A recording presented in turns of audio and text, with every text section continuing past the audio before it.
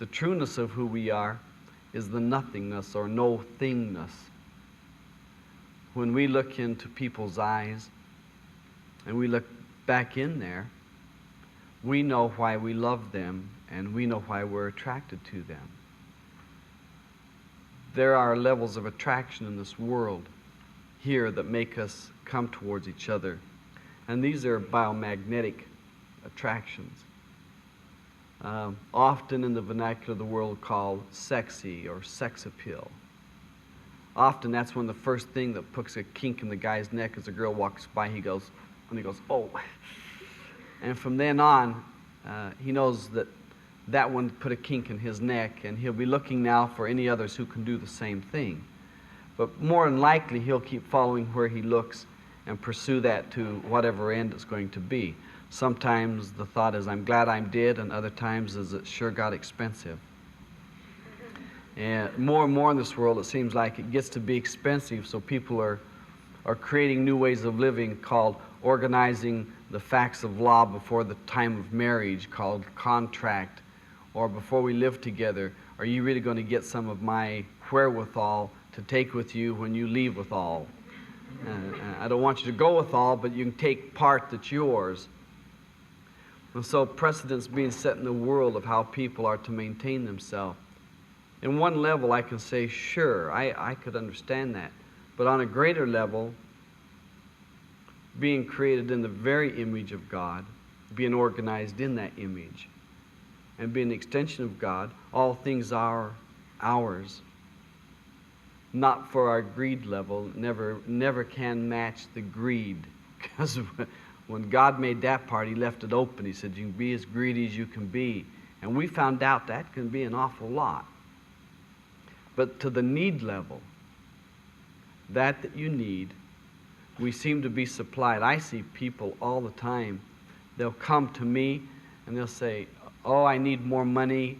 I can't afford shoes for my children. My husband's not working. I'm not working. And they weigh about 390 pounds. And I say, how do you feed yourself? That must cost a small fortune. They don't want to hear that, though. Don't give me that stuff. I'm in Australia, we call it the dole. Here in the United States, we call it welfare or relief or something else. So relief is just a check away from most people. But the process is that the greed is eating up that would supply the needs around them. And I've told many people, you're just too fat. Why don't you just not put a lot of that food in your mouth, and you're going to have money left over, and you're going to be able to supply a lot of these things. And some of them said, do you really think so? And I said, well, make me a liar by doing it and see. And I see them years later, and I don't recognize them. They come up, and they're trim, and they're sharp looking, and they have a buoyancy about them, that they're ready to run up and down stairs before it was lumber to the first chair and hope it's empty. Slide in it and spread out, but then they've already spread out. So there's not too much more that can be done. They forget that they must also organize this level of their life. This level must also be organized. Creativity is about 99% perspiration and 1% inspiration. And we're praying for the 1%. Because then it's like, God, you mean I have to do it all myself? Well, it would be healthy to take that attitude. Very healthy. Because then we don't get to blame a husband, a wife, a children, an employer, God, if there be such one. Any children of God, if there be any, except that's all of us. So we have a very difficult time reconciling a spiritual, loving, creating God who would give into us the ability to step free and flow into the worlds of creation. the worlds of organization. And then leave us to our own mercies and our own doubts and frustrations and fears. But in that statement, there's something that we forgot to bring with us as part of our complaint. And that is that this level is a classroom, a schoolroom. It is not the place of perfection. But we will bring the perfection of memory from prior place and spirit into this world, and then we have the audacity to run perfection on our body and our mind and our emotions, and then everybody else around us. And when they don't measure up, we judge them out of our perfection, not knowing that our imperfection is part of the perfection by which we judge. Imperfect knowledge, then we're going to judge perfectly out of imperfect knowledge. It's really a falderall of existence. We have hurts and aches and pains. And yet the remedy is so simplistic that people won't do it. They say, you don't know what you're talking about. I say, well, do you recognize these other things I've said? And they say, well, yes. I say, well, maybe I know that. And if that seemed accurate, maybe you'd like to listen to this next part and try it. Well, okay, since the rest seemed like, yeah, that happens, you know, sometimes more, sometimes less, but okay, yes, it does happen. Then the antidote to it is, why judge? The whole basis of your judgment is going to be based upon imperfection. But your judgment's based upon how you would do it if you're in the situation and you were doing it. But you're not doing it.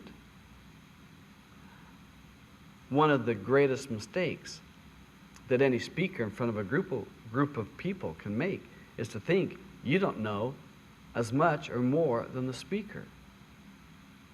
But on the level I speak on, I know you don't.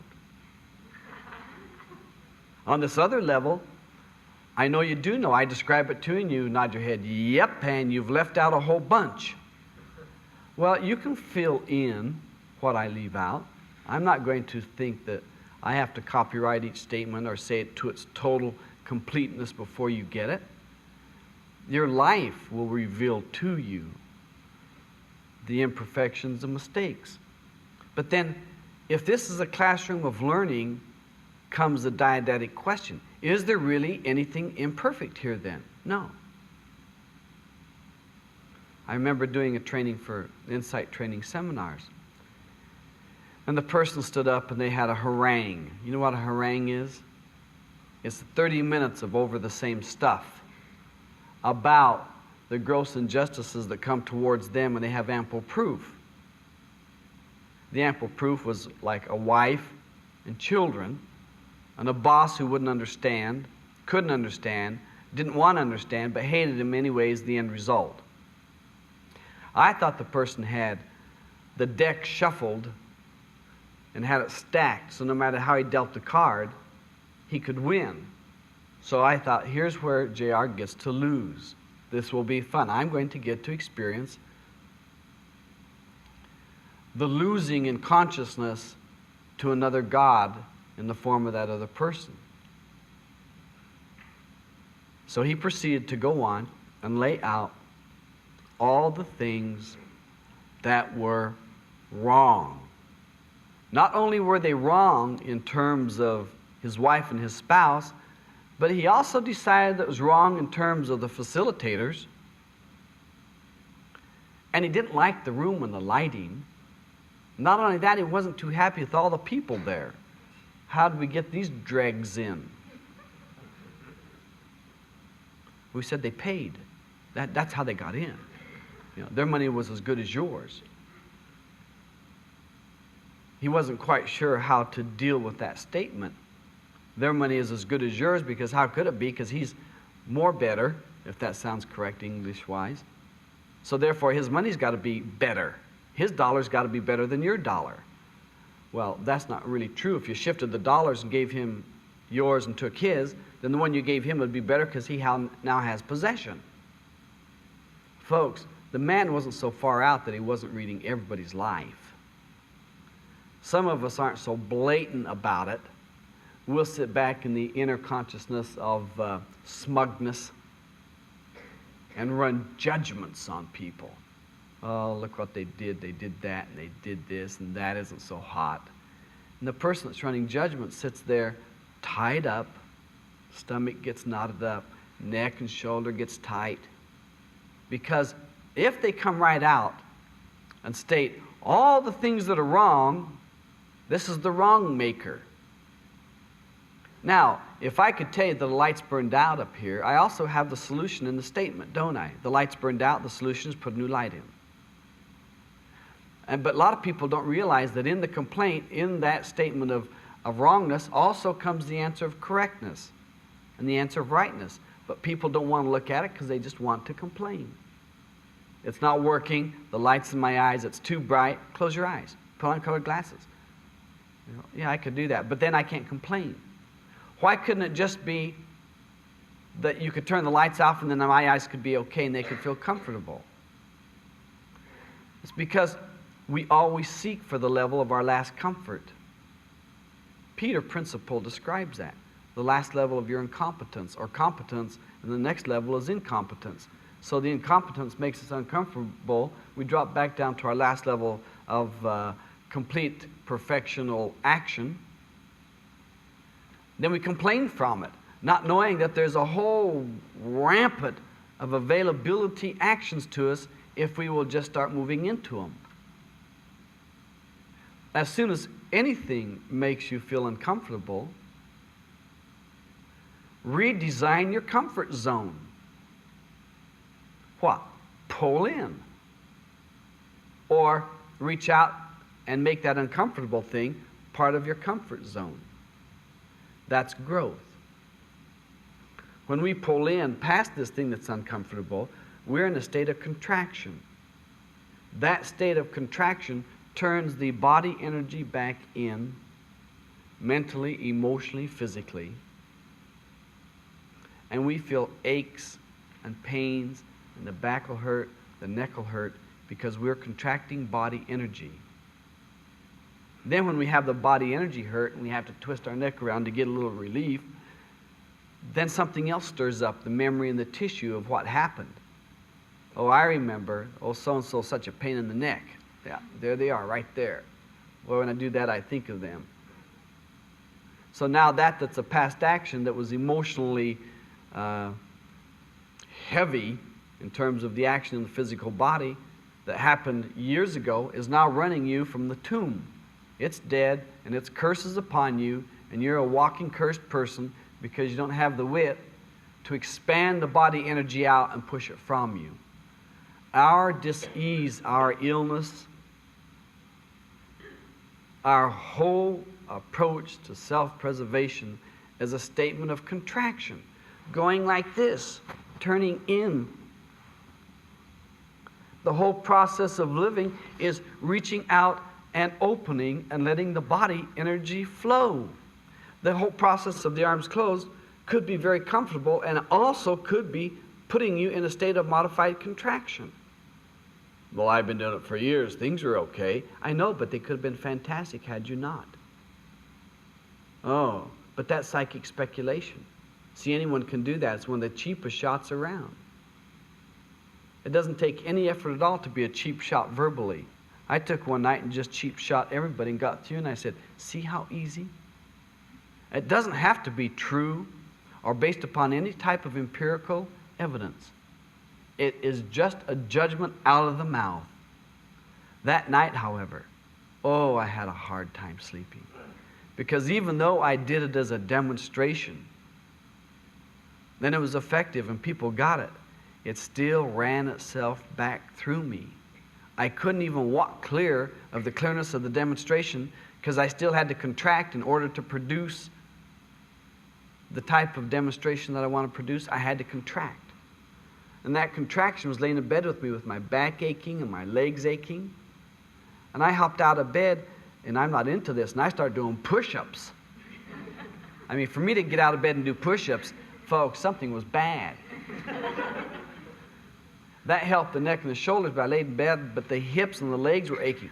So I was laying on my bed, pulling my feet up, and that didn't work, so I was doing 2 at a time, trying to get them up there, and just to make the pain come so intense that I could then relax and let it go entirely and be free.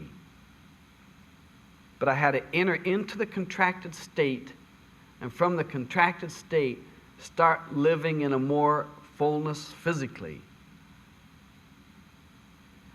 I'd like to tell you that accomplished it, but it didn't. I ended up getting out of my bed, jogging up and down one place, and then grabbing my legs and pulling them up like this and like this. This was about 3/4 of the night, and I had a talk the next day. Along with that was, how do I cancel the talk? Mental contraction. I don't feel like I'll be able to talk. Emotional contraction. I won't be up to what I should be up to. Judgment. I had the whole thing down, but I had a good reason for it. Anybody watching me would have said, yeah, you're crazy in your actions. That's the reason. I finally decided, well, what I'll do is I'll just get up. So I went in and showered and got up and shaved and combed my hair and got dressed, laid on the bed for a few minutes to do some spiritual exercises, and immediately dropped off into the most restful sleep I've had. What I didn't know is that I put on a good suit that you don't want any wrinkles in, and a shirt that you don't want, and your hair you don't want messed up. Do all that, then lay down, you can sleep like a log. I thought, wow, what a revelation. Anytime I don't want to sleep, I'll just go put on my best stuff and lay down. It doesn't work that way. See, that's the trick of the mind. What happened is the moving of my body and showering and combing my hair and getting involved with, okay, I'll start getting ready now. I'll start meditating for my talk hours from now. I'll start getting myself ready, was an open flowingness inside of me. There's a book out. I used to say this, and then I saw the title. You don't have to rehearse to be yourself. I can't do that. Sure you can. Oh, no, I can't. Is it you can't or you won't? No, I won't. But you could. Oh, yeah, I could. But you won't. No, I won't. Why won't you? Well, because everybody will think and say bad things. So we ask people, how many think or saying bad things? And up go all the hands, and we say, now you don't have to worry, they're already doing it. But how many say it'll be okay for the person to do it? Up go all the hands. They may say and think bad things, and it's still okay for you to go ahead and perform. That's what we've found in insight training seminars a lot. After you reach to a certain place of expansion, you will literally feel that your heart is going to burst forward. We've had people that have said, oh my God, I'm having a heart attack. And put their hand over, they say, what does it feel like? They say, it's just going to bust. We say, well, it's not a heart attack, it's a heart bust. It's going to bust open. They say, but I'll die. I say, what a way to go. They said, well, this wasn't really my idea of going. My idea of going was agony and pain and misery and all these other crippling, incapacitating diseases. And I said, don't go that way. That's miserable. A friend of mine years ago said, I want to die young and have a good-looking corpse. And I said, why? He said, then people are going to look at it and say, boy, what a good-looking corpse. And I said, but what's the value of that? He says, when you're old and you've gone through all the agony and pain, there's no way you can look good. I said, well, what's the value in looking good? He said, that's all these people are concerned about. How do you look? I said, oh, no, there's got to be more.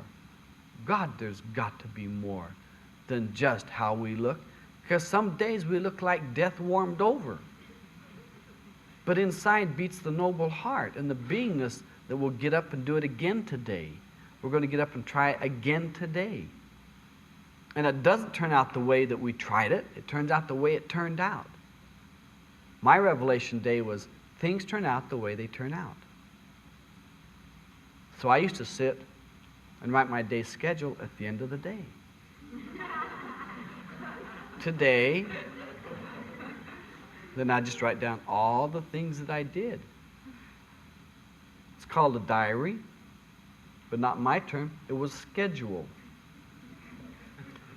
one of the people working with me got a hold and they said, how do you manage to have everything come out on time like that?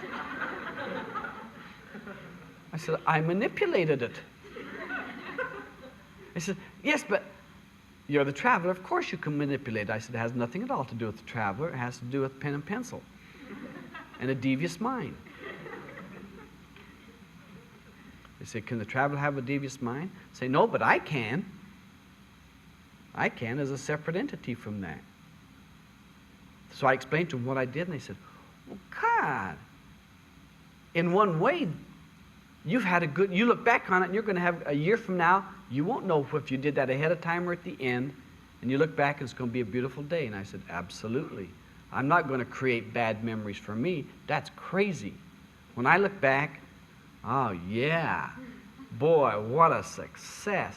I did that and that and that and that, except that's not success, folks. That's accomplishments. And that may have nothing at all to do with success.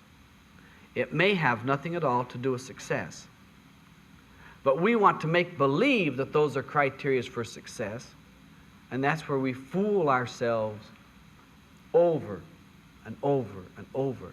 For success is the awakening of the heart, of the soul consciousness, and seeing the God form present in us, and then seeing it in other people. That is the success.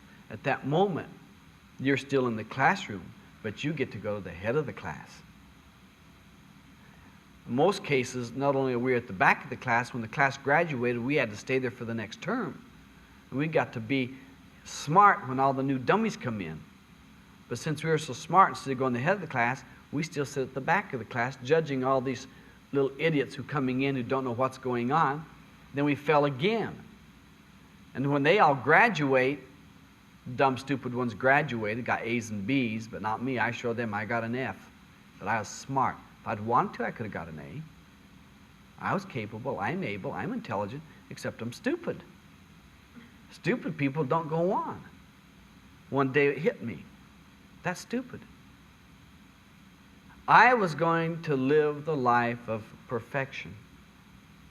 Would you like to know what the life of perfection looks like? Must have 100% on spelling tests, so therefore don't choose hard words.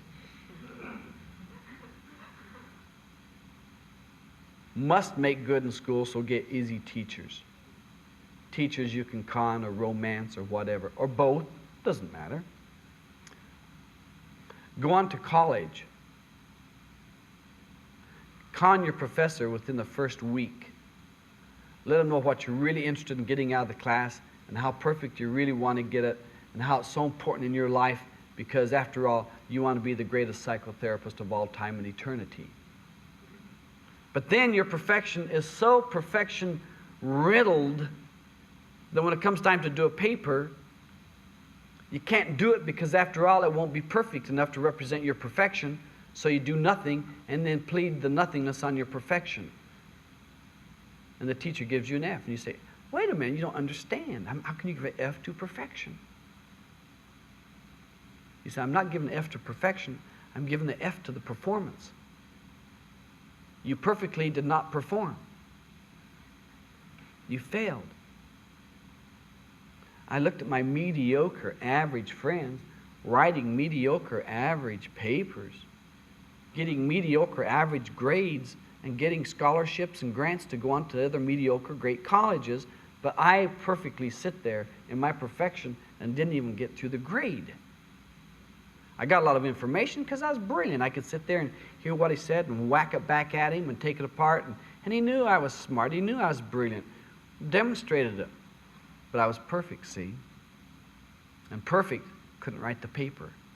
Perfect really couldn't enter into the deep discussion because somebody may ask a question that would show that it's not quite perfect.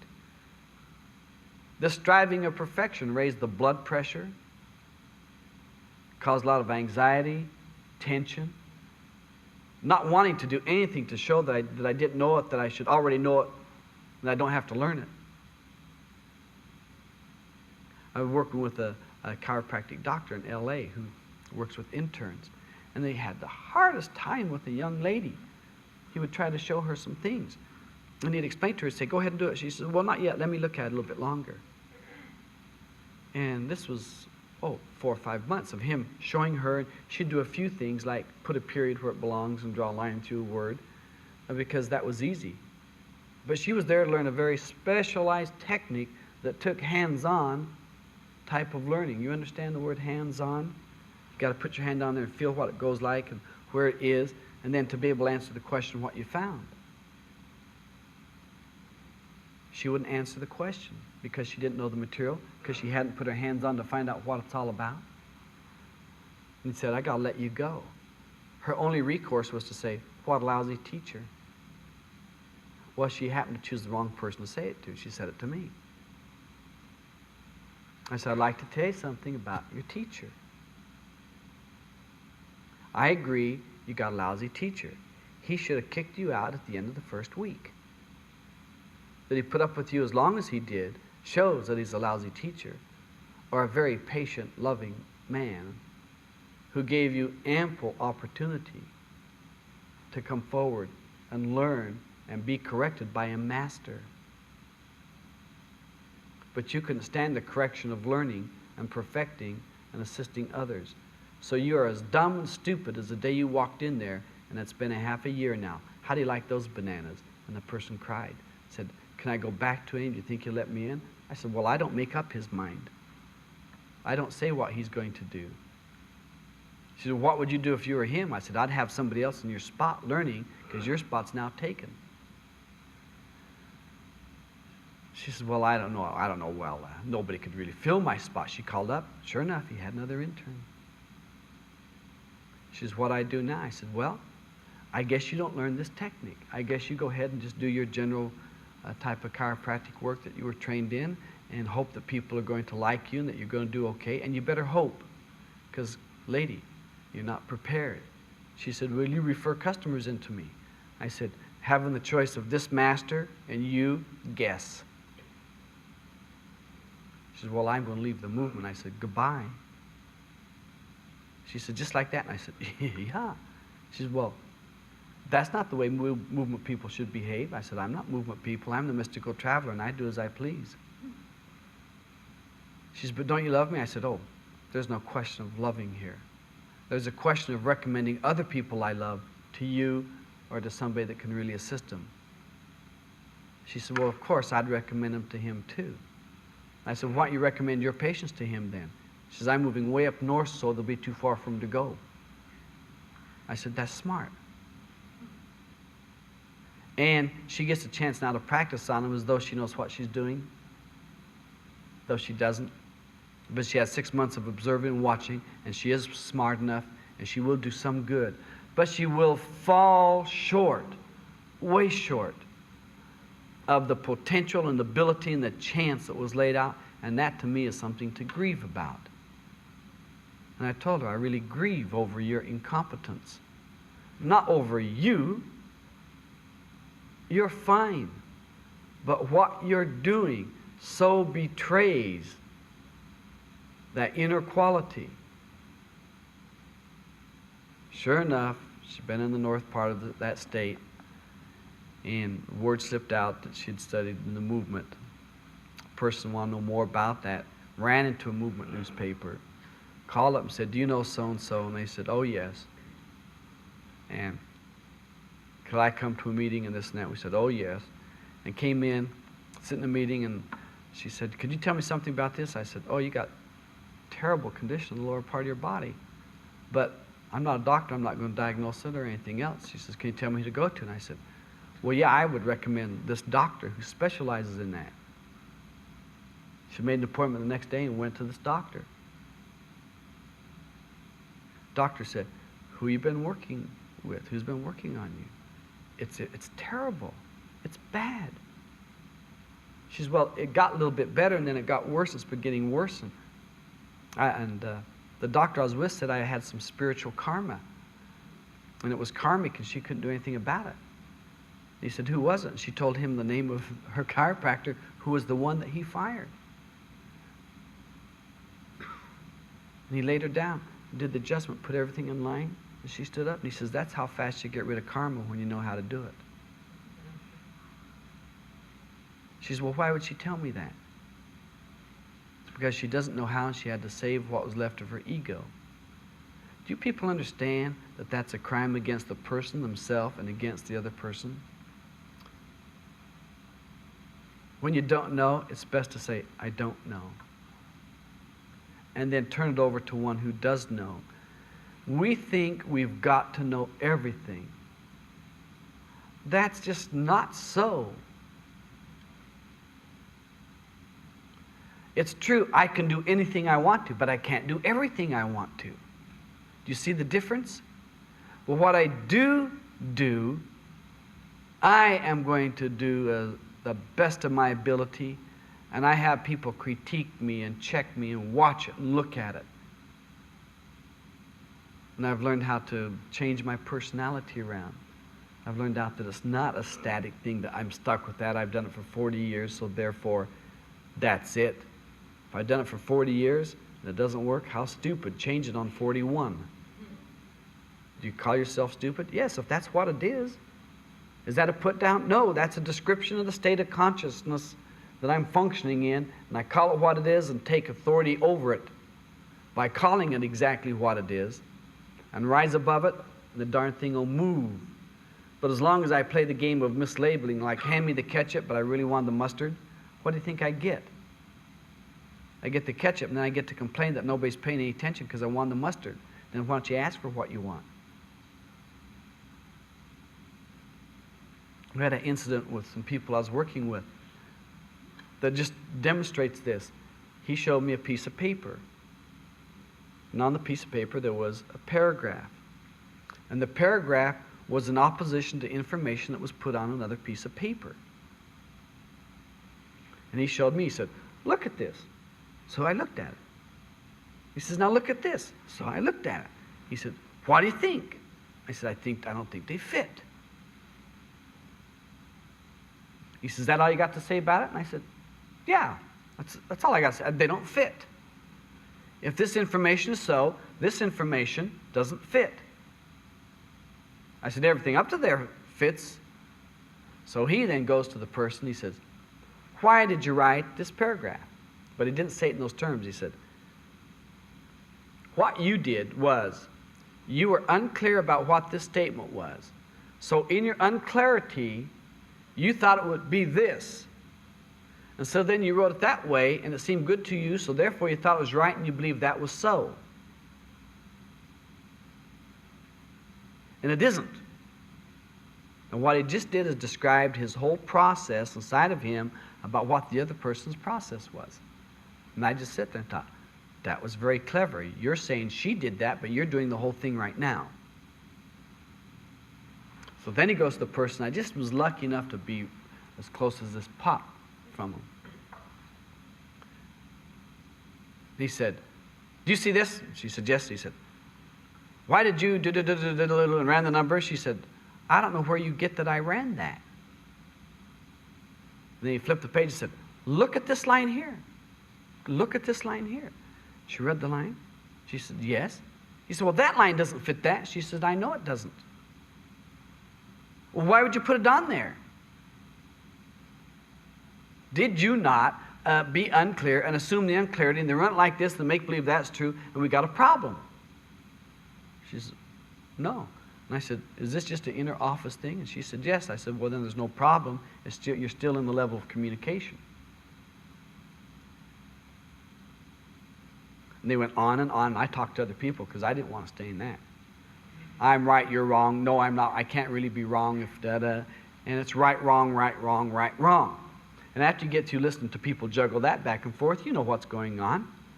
People aren't communicating. They're both declaring what's so as a statement against what is. And what is that the paragraph should have been taken off and put on another memo and not have anything to do with the other statement, then it would have been okay. But she happened to tack it on the end of the bottom end of a memo to save time and space and energy, but didn't put special memo having nothing to do with the rest of the page. Then the person came to me and said, well, you see how she does that? And I said, yes, you demonstrate it beautifully. You just did a perfect demonstration about 15 times about what she's supposed to be doing, and she still doesn't get it because she didn't do it. But she had the wit to stand there and listen long enough to find out you're doing it. We usually won't stay in long enough in a conversation because we think we know. Then we run the knowing as knowledge, and the knowledge is truth, and the truth is the fact, and we stand on the fact that's based upon nothing. Then that lurch we feel is somebody cutting a limb back off over here on the assumption. Then we have to crawl back off that limb real fast to get back to our data. So we can say, well, but then, and then we come back to our safety.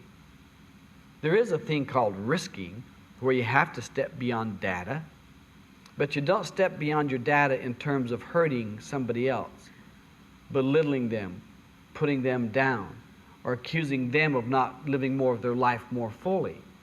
Maybe they're living it real full where they are right now, and that's all they can deal with in terms of themselves. And when they can live with more fullness, they'll start reaching, because it gets boring otherwise. When a person starts to say, well, I'm getting bored. I had a person playing with elastic band one day. When I was talking, they said, I'm bored. I said, stretch the elastic band out a little bit more. And they stretched it out. I said, not bored anymore, huh? And they said, no, it cuts into my fingers. I said, now deal with that. Pretty soon they were busy playing around, and they shifted around, and they said, it's getting boring again. I said, stretch the band some more. I said, keep stretching. And they stretched out, and they said, it'll break. I said, it's going to get real exciting from now on. Then they come back into the other place that before was boring, was now real comfortable. And they put the band down and rubbed their hands. I said, no, pick up your elastic band. That's the only thing that's keeping you sane. And they picked it up, and they started stretching it. But this time it went out real easy. And a band that probably would have broken this far, they were able to work it out to a phenomenal distance. Then what was interesting is she got it so thin, she broke it out, she took it and wrapped it around her fingers like this.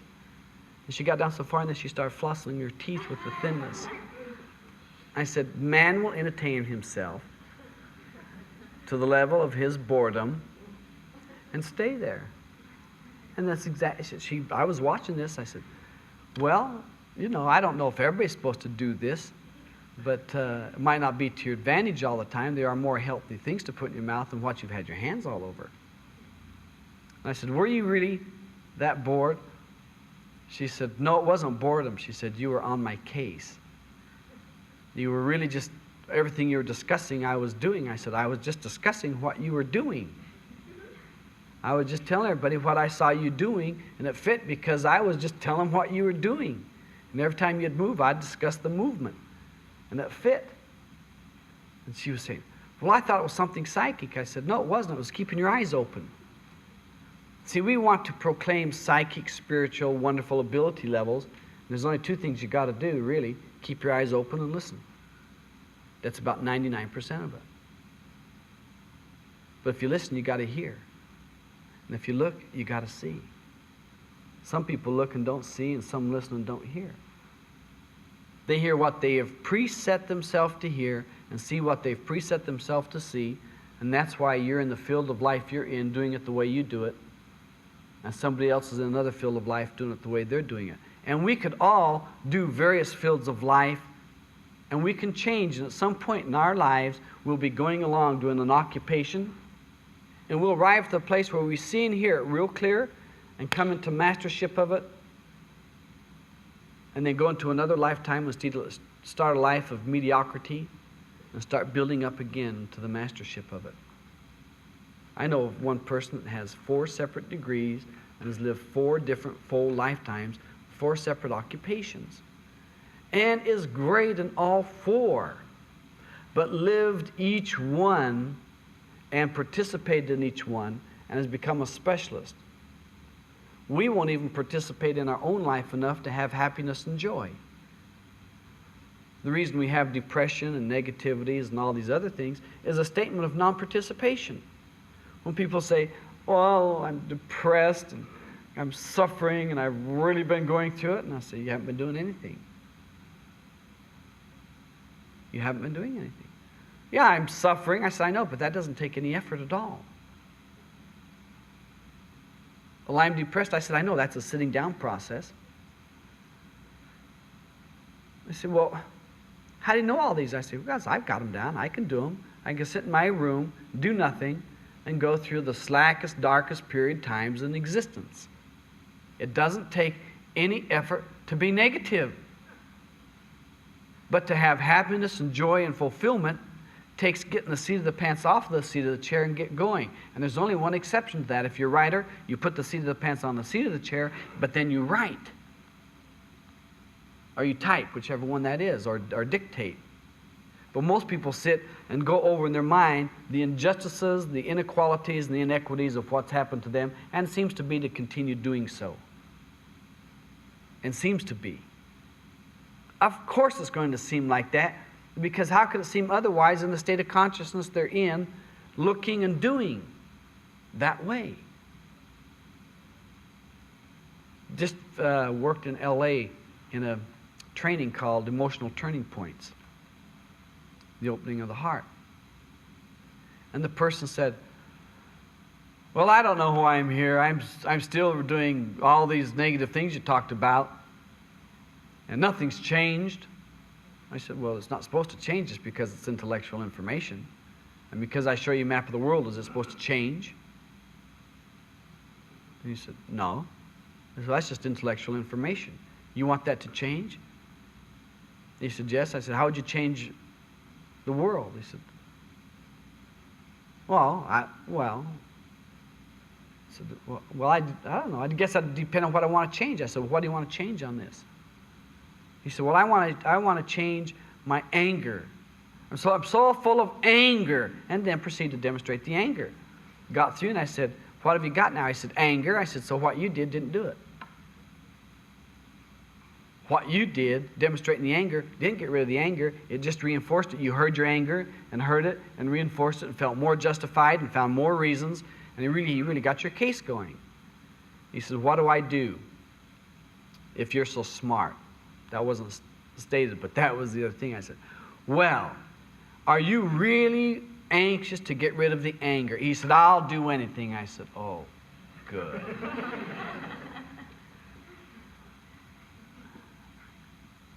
So I took the person out. And I said, I'm going to leave you off here, and I'll pick you up at such and such a street. And he said, God, that's about 20 blocks from here. I said, yes, but I'm going to pick you up there in a minute and a half. And if you're not there, you're going to go home some other way. He said, can I take a taxi? I said, no. He said, a bus? I said, yeah, if there's one running this late, go ahead. I said, and if it doesn't show up in a minute and a half, you're going to have to hire a big bus to go home. The person just said, I get it, and took off running, and really started running.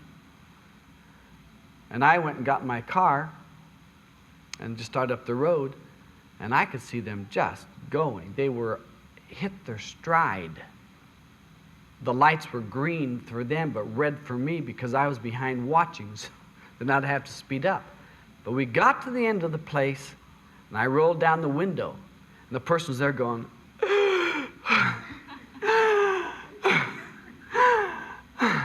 I was leaning on a post.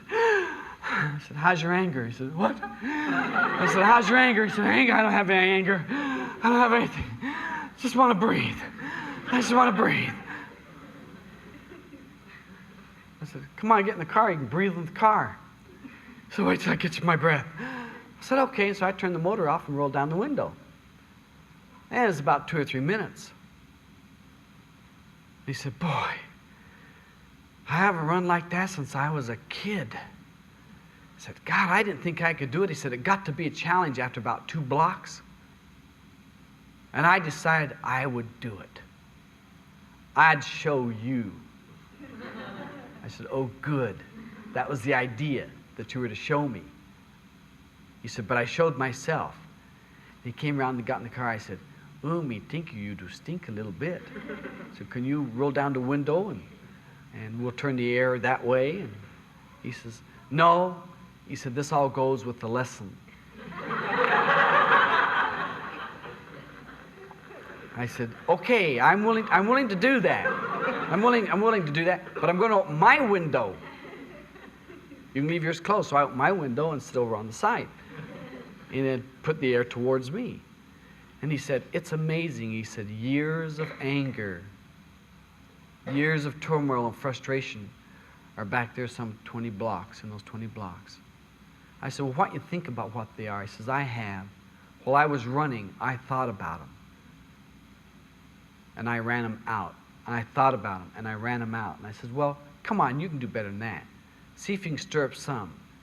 He said, no.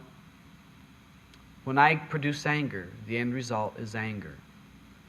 He says, and I'm just not going to do that anymore. I said, why? Don't you want to go for 20 more blocks? He said, no, it's not that, but I would go. I would go, because I know it'll do it for me. He said, there's nothing in here that can hang on. He said, except thankfulness that you're going to drive me home. Thankfulness. I said, is it also a little bit of gratefulness? He says, yeah, there's gratefulness in there. I said, how about gratitude? And he reached over and grabbed my arm, and he says, I'm so full of gratitude that you're who you are and that you'll do what you are, and you'll just be who you are, and you'll get out here and you'll do this with us. I said, there's a lot of people that will, but they may not know how to do this. When he came back in the training, 2 days later, he played back some information. He said, I have 3 real dear friends that I work with. He says that really nags. They're really old, the old nag. Nothing's good. Nothing I could ever do is good. He said, and they've all called me up and left messages on my answering service. Thanks.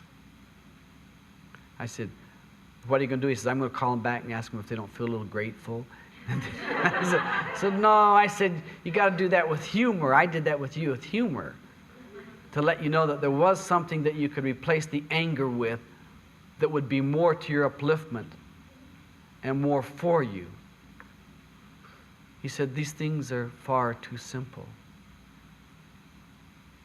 He said, the degree that I have in psychology and psychotherapeutics, what good is the degree?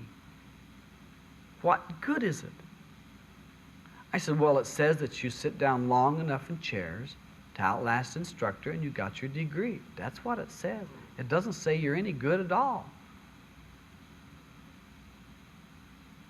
He said, well, what is it that you do that's different than what I do? I said, what I do is I get down and put on a tin bill and go out and pick seed with the chickens. If that's what it takes to get the chickens to lay eggs, I'll do it. But they've at least got to have the potential to lay the eggs. I won't do it with the roosters because it's going to be a waste of time. So there must be some potential within what the person wants. There must be something there that you can work with. Otherwise, you become the fool, and it's a blind leading the blind. I've said no to a lot of people. No. They say, you don't love me. I say, it sure looks like it. See, they want me to defend, oh, yes, I do. And then if I do, then I get to manipulate you. And I say, it looks like it. Love takes a lot of forms. It takes the form of slapping a child's hand when it goes to put itself under a hot stove and tells the child, don't ever do that, you'll burn yourself. It takes the form of knocking poison out of a youngster's hand because it doesn't know it's just drinking Clorox or something, and smacking the child on the rear end to get its attention to tell him to stay away from it. That's loving, folks. There's also a little fear in there. Oh my God, what if they had drunk it? And then the child would die. Oh my God, the very thing that I loved is dead and gone. Why didn't I watch? Why wasn't I more careful? Well, instead of doing that in hindsight, do it in foresight. We can do those things by looking ahead, not out of fear. Good God, no. But knowing that the nature of the child is inquiring and inquisitive and curious, and that's how they're going to grow and learn, and that's what this planet's all about. Then we set it up so the child cannot harm themselves. People used to bring their little kids over to my house to play because I love them. Except when they dirty diapers or cried, then I'd give them their parents and tell them go home. Why? Well, because that's the part they paid for. I didn't pay for that part. I have changed them. I've done this. Why? Because it's necessary. But I'll let them pull out the pots and pans and pull them on the floor and play on them, see what they are. Their folks won't let them do it. Why? Because the parents have got to put them back. What do? Tell the kid, put the pans back. Kid doesn't want to, I grab that, pull them around, stack the pans, show them how to stack them. Get their hands, show them how to stack them. Put their hands on it and stack them. Pretty soon they get it, they start stacking it. Put it right back there in the back.